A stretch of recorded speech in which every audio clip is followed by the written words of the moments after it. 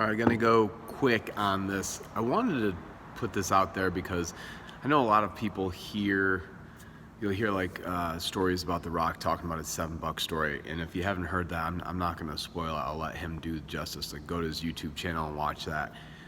And then I'll hear other people in all sorts of different areas of life share their $7 story. And they're not copying Dwayne Johnson's story, but everybody, for the most part, has that story of redemption, or that has redemptive qualities in it, where you were down on your luck, it didn't look good for you. If it was a movie, it would have been that situation where people felt like queasy in their stomach because it just didn't appear that things were going to turn out the way that the hero in the story had hoped they were going to. And they look down and they figure, this is pretty much it. And their back's against the wall. But it's more than that. It's almost like not only were their backs against the wall, but then the wall got knocked down. And it wasn't like it was a way out. It was like it was over.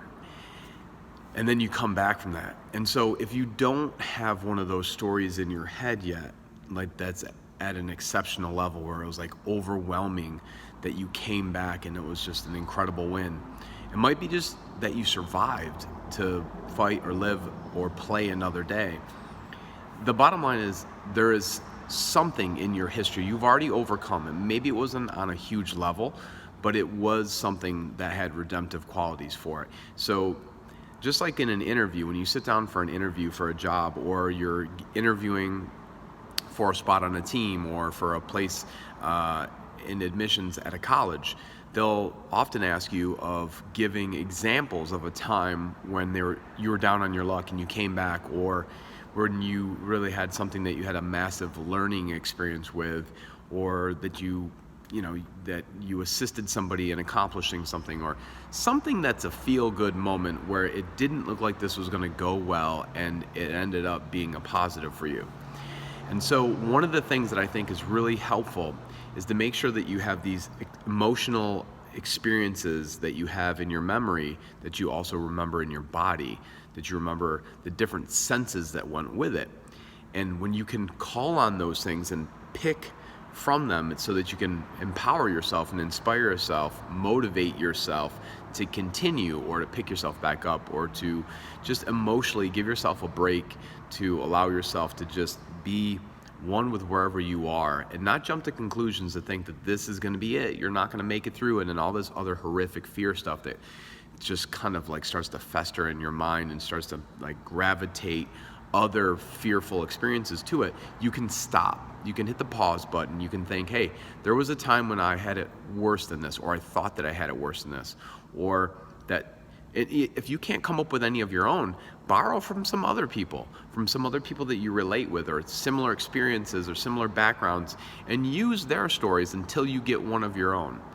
And then that's the reason why many people read books and many authors write books, is so that other people can be inspired by these heroic stories and experiences. Not just that, but also the learning that went with it, and then where that ends up taking the person the next time.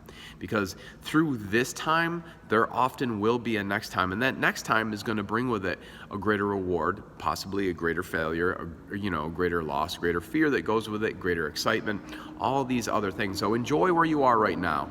And if you have that story, that $7 story like The Rock has, use that when you need that. The other thing too is you use what's helpful for you. So if fear works for you, go ahead and use fear. If faith works for you, go ahead and use faith. If, kind of being like gritty and stoic about things works for you, use that. If being joyful and energetic and positive works for you, use that. Whatever it is that you use, do that. And have that $7 story that's yours, or if it's not yours for now, borrow somebody else's. Borrow The Rock's if you need to, because we're all connected one way or another anyway, and there's something that you share in common. Maybe it was just like the fact that he had a huge dream, and maybe you have a huge dream, or maybe it was the fact that like he had a huge dream and then all of a sudden he didn't, and he thought that, man, this is terrible, or maybe it was you're feeling sorry for yourself for a second because you're like, man, this really stinks. It doesn't look like it's going to work out well for me. But it's not over, and that's the point. Like, it's not over. You're still here. There's still opportunity. You can still make a decision and take action right now with your $7.